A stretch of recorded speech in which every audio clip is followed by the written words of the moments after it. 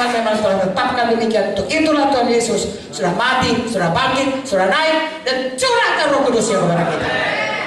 Saya percaya saudaraku, kita sudah mengerti hal ini. Hanya ini mengingatkan saudara supaya jangan terlalu banyak seperti orang yang pakai gadget tadi. Fokus kepada apa yang jadi. Mungkin, maaf saudaraku, mungkin keadaan-keadaan sidang menuntut banyak perhatian. Mungkin saudaraku kadang-kadang rumah tangga menuntut banyak perhatian bagi hamba-hamba Tuhan.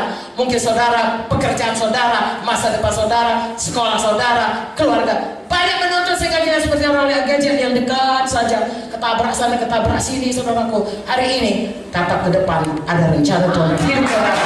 Ikut itu. Tidak satu hari sempurna, seumur hidup. Haleluya. Waktu saya masuk kedokteran, kata pertama yang diberikan kepada kami kuliah pertama, medicine is a lifelong study. Artinya, ilmu kedokteran itu, ilmu mengobati itu adalah pelajaran seumur hidup. Dengar saya, itu baru hanya menolong orang supaya umurnya panjang. Kami jadi dokter berusaha keras. Pertama, kalau orang sakit, jangan mati, itu dulu. Sesudah jangan mati, jangan cacat. Sesudah tidak cacat, selalu sehat. Sesudah sehat, makanya ada kedokteran pencegahan, preventive medicine. Diusahakan jangan pernah lagi sakit. Kalau misalnya dia sakit tipus, jangan lagi sakit tipus. Ya. Tidak patut kita kalah, karena Tuhan kita sudah mati bagi kita supaya kita menang. Haleluya. Sudah mati, saudara, kita berbiru-biru supaya kita sembuh. Sudah dihancurkan, saudaraku, supaya kita, saudaraku, lebih dari orang yang menang. Semua sudah tanggungnya. Mengapa kita tidak?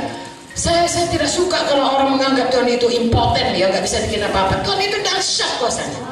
Haleluya. Kalau belum kita melihatnya, saudaraku, seperti yang dikatakan tadi, cari itu sampai kita tahu segala sesuatu ini jadi kebaikan kepada kita. Tuhan kutuk tidak pernah. Masa kan tidak? Semua pun sudah diberikan Bapa. Masa kan tidak diberikannya? Anaknya pun diberikannya. Apa yang tidak diberikannya? Haleluya. Apapun kata orang, kata Tuhan yang betul. Amin. Takut akan Tuhan, jauhi kejahatan. Ya, saya mengasihi saudara semua. Kalaupun ada kesalahan saudara, saya tidak berkata ini salah kau, habis tidak.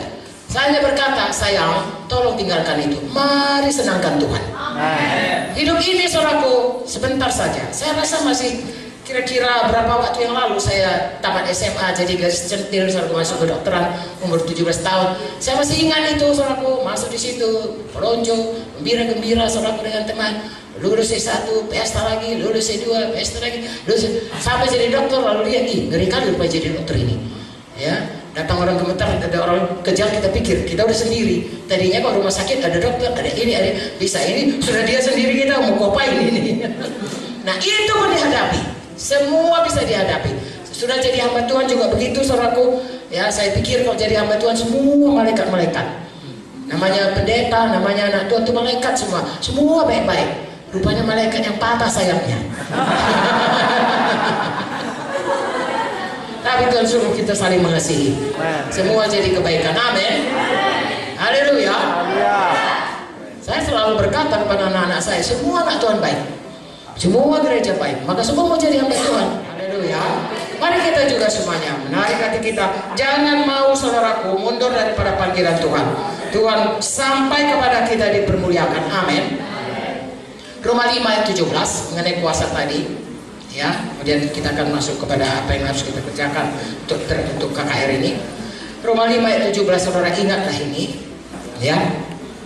Sebab jika oleh dosa satu orang maut telah berkuasa oleh satu orang itu, maka lebih benar lagi mereka yang telah menerima kelimpahan kasih karunia dan anugerah kebenaran akan hidup dan berkuasa oleh karena satu orang, yaitu Yesus. Jadi saya dan saudara harus hidup berkuasa. Tapi saya ulangi lagi, 3 perkara yang dikatakan Tuhan dalam Kejadian 1, 26, 27, 28 itu harus dikerjakan semuanya. Enggak boleh hanya berkuasa. Kita orang karismatik suka berkuasa, tapi kelakuannya tidak memberkati. Etika dunia pun enggak ada. Sopan santun manusia yang belum selamat pun kita nggak sampai. Tolong saudaraku, kita punya standar jauh lebih tinggi dari standar bangsawan manapun di bumi ini. Saudara tahu kalau orang yang paling beretika itu bangsawan, ya. Tetapi kalau saudara perhatikan, bagus pun etikanya, masih ada tersembunyi, ya, kesombongan, mementingkan diri sendiri. Tapi etika anak Tuhan kasih agape, betul-betul kasih yang rela mengorbankan diri, tidak ada menghina. Nah, saudara dan saya mesti punya itu. Saudara bisa membangkitkan orang, bukan kisah. 1 Korintus 13 berkata, saudara bisa punya iman, bisa bahasa, semua bahasa mereka semua. Tapi kalau tidak punya kasih, gawang gemerincing, sia-sia. Jadi saudara harus berubah. Saya ulang-ulangi ini, saudaraku. Ya. Jadi saya dan saudara punya kuasa. Seperti dikatakan tadi, oleh karena Yesus kita berkuasa. Tapi punya etika. Semakin hari semakin tinggi etikanya. Ya. Saya tidak perlu baca buku etika. Ada Roh Kudus, saudara. Terasa sama kita. Mungkin perkataanku ini kasar, ya. Dan kalau sudah sempat ceplos, hati-hati, saudaraku. Walaupun kita bisa berkata maaf, ya, tadi aku sudah itu sudah dilepaskan anak panah itu. Sudah menikam ke dalam hati orang. Usahakan jangan sembarangan aja ngomong. Nanti aku minta maaf dari Yesus. Jangan.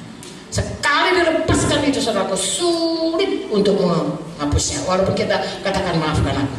Seperti kalau orang membuat lukisan, kali saudara cek, sulit untuk menghapusnya. Sudah ada di situ itu lukisan itu. Begitu juga dengan perkataan kita, sopan santun kita. Bicara memberkati, saudara. Ya. Kalau kita nggak suka, saudaraku, daripada bicara tidak lebih bagus tutup aja mulut.